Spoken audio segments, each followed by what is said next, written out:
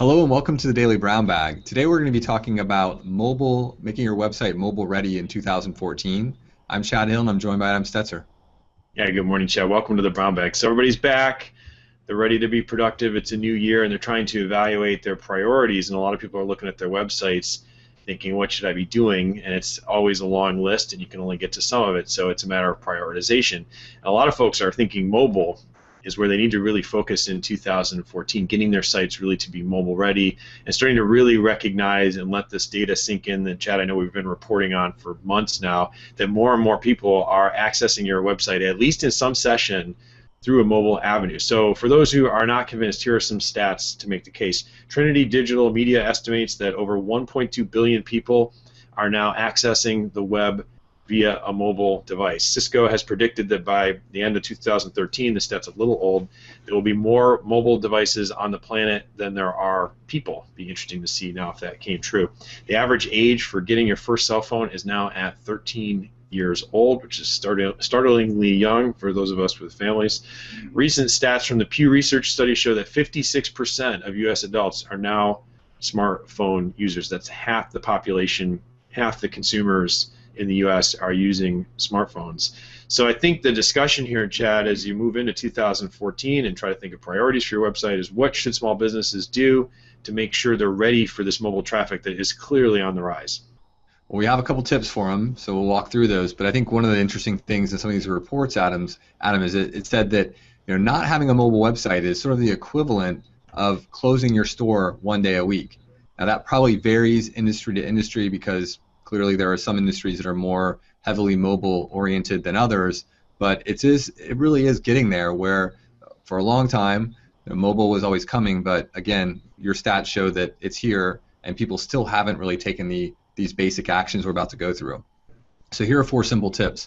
The first one is use a responsive website design. And what that means is that there were sort of 2 different paths to having a mobile website. In the last couple of years, some people would go out and create a standalone website just for mobile devices, while as the sort of web design standards caught up with what now is called responsive design, which basically takes your same website that you would see on a desktop and also makes it look nice on a smaller mobile device. So we recommend that if you're facing this decision in 2014, go the responsive design path. It's one less thing to mess around with. You're going to have one website that works across all the different devices.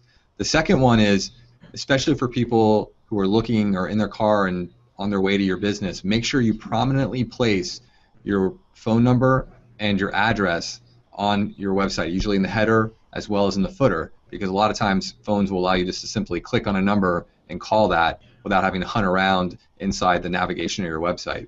The next one is give a link to a map. So Google Maps, if there's a link, if you provide a link, again, in most cases that will open up the mobile version of that mapping software, Google Maps or Bing or whatever you use, but give that link to the map so that people can find you easily.